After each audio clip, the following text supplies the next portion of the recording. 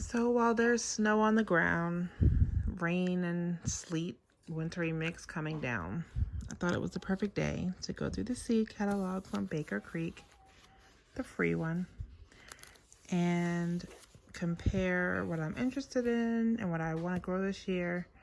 I put it all in my cart, and now I'm going through my cart and seeing what I already have, because I have some of them already, so I was able to remove them from the cart to prepare for spring seed starting, which it's December now, so it will be time to start those seeds, for me here in Maryland Zone 7B, between the end of January at the very latest, the beginning of February, especially for my peppers. So that's what I'm doing here, going through my seeds. So I have them all organized in my photo container boxes.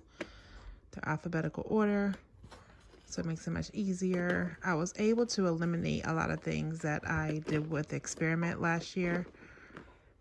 Things that seemed fun and it's like, oh, we should try that. Things that we had never even tasted, we wanted to try for the first time. So those ones that I've decided, either I didn't want to grow that variety again, or I didn't want that fruit or vegetable period in our homestead because we didn't use it. My goal is to provide as much of our food for us to consume and eat to decrease that grocery bill. So there's no point in me growing things that we're not eating. I want to eat what we grow. So I have a bag here that I put seeds in that I'm not going to grow this year, things that I've collected, and I'm going to see if I have people that, that I can give them away to, or I'm not willing to sell them, but, I could put them on and get rid of those. So I'm on the very last category here, which is tomatoes. That is... Okay. Hold on. So I'm about to start on the very last category, which is tomatoes, and see what I put in my cart and what I already ordered and have in my stash here. Some of them were ordered even after the season was over, but I didn't grow them. Paul Robeson is one of them. Now this packet got a little wet, so that makes me a little nervous. So I may order another pack of these just in case. Black creme is not on my necessarily to-do list. I really need to focus this year on things that I'm going to be using for canning. Amish paste is a big one that I want to make sure that I grow a lot of. The Roma is a great paste tomato, but I found that it didn't grow as well here for me. I'm not sure if it was something I was doing, so I'll try some more, but I didn't get a lot from them. And I had different seeds from different places too, like Luke from M.I. Gardner. I had his. I had Baker Creek. I had some from Urban Farmer. But like I said, some of them I just don't need because I really want to focus on what we need to grow for going forward, so I definitely want to try Dr. Witchy's. I haven't tried that yet. So I'm just going through the tomatoes next, seeing what I have in my cart that I added, making sure I don't cross and order things that I don't need, and making sure that I only plant this year the things that I know we want to use. I will do, a little experimenting with a few other things here and there, but we really want to focus on the main picture, and that's providing what we can for ourselves. All right, so I've done some organizing, and I have 3 categories here: my paste tomatoes, my slicers, and my snacking tomatoes. So this is how I want to organize these, since I've taken out some of the boxes that were in here. And there's 2 cases, by the way. These are full of seeds. But I have taken out a few things that we're not doing. For example, beets. No one eats beets in my family, so I took that category out. I also took out, I combined the squash and the pumpkin because they're all squash. And I took out radishes. We don't eat radishes. So I took that out. So I had extra casings where I was able to break this up into, plus break them up into 3 different categories. And so those are the 3 categories that I do. Also, I had so many tomatoes that they were making this kind of thick when you tried to close it. So now I'm going to go through, before I say that, so these are the ones that I'm going to be giving away. I'm going to add to this bag here because they are varieties that I will not be growing here anymore. So, and some of them were just like the free seed that I get from Baker Creek. Everyone knows, if you know Baker Creek, get free seeds whenever you order anything from them. So a lot of those tomato ones were free seeds. So those will be going into the giveaway to share with other people.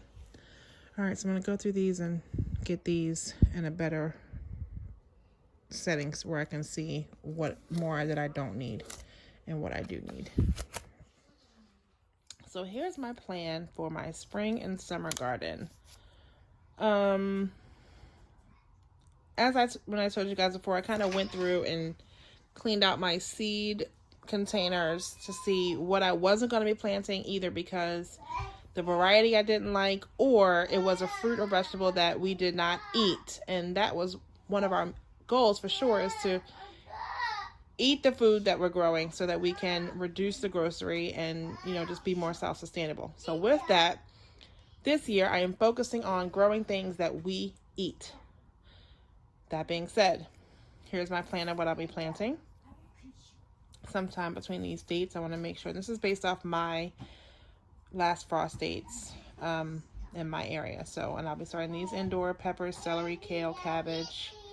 Then in February, I'll be doing tomatoes, lettuce, Brussels, spinach, and starting my flowers. Flowers take a long time to get them to blooming stages, so I want to make sure I give them all the growing time that they need. Outdoor, I'll be able to do peas and carrots. In March, we'll be doing cucumbers, melons, pumpkins, squash. Pumpkins and squash are the same. Outdoor, I'll be doing, and this will be these dates. I kind of wrote them out of order, but that's fine. Potatoes, onions, and I wanted to try beets again. I don't think we really love them, but I want to try them again because I want to try them in some of the juicing recipes. So I'm just going to throw a few just to try them out. We grew them before, but we just fed them to the animals.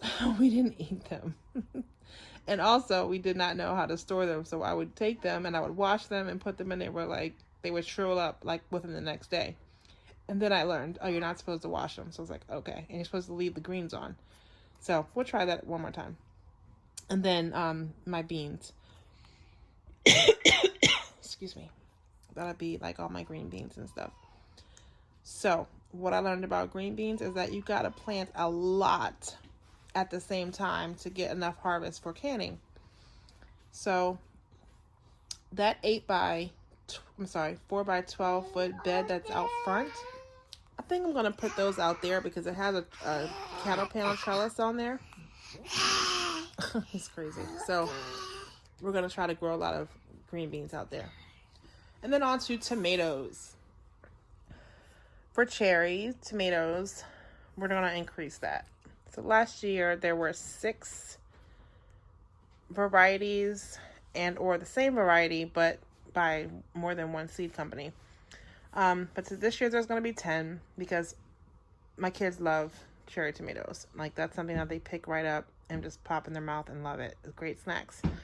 So we're going with Super Sweet 100 from Urban Farmer, Sun Sugar from Urban Farmer, Sun Sugar from Seed Survivor, Sun Gold from Urban Farmer, Tiny Tim from Seeds Now and M.I. Gardener, Gold Nuggets. We're going to try that as a new one for us from M.I. Gardener. And I hear that that's a combination of Sun Sugar and Sun Gold, but better because it has more disease resistance and less cracking.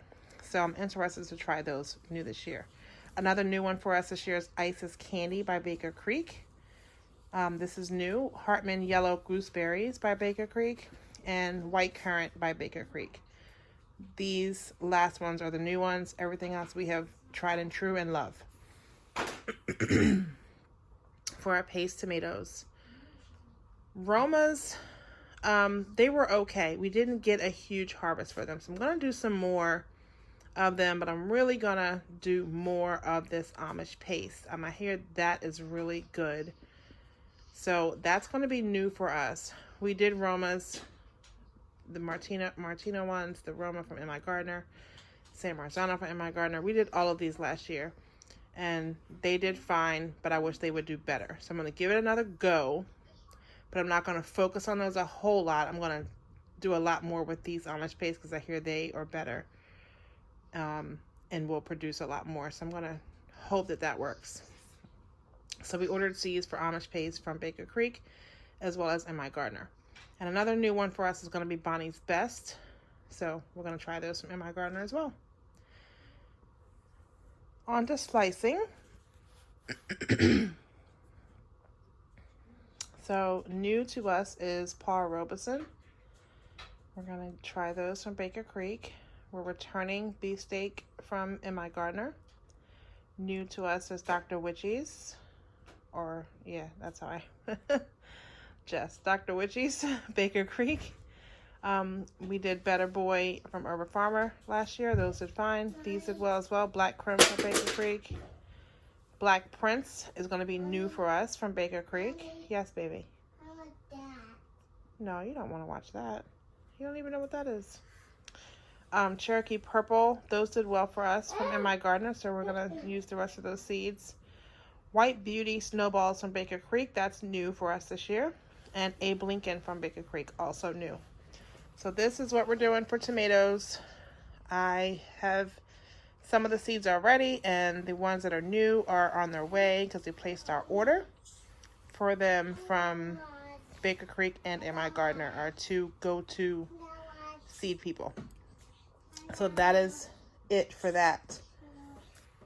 I'm excited about that, and I, can't wait to start seeds. Thank you all for watching. See you soon.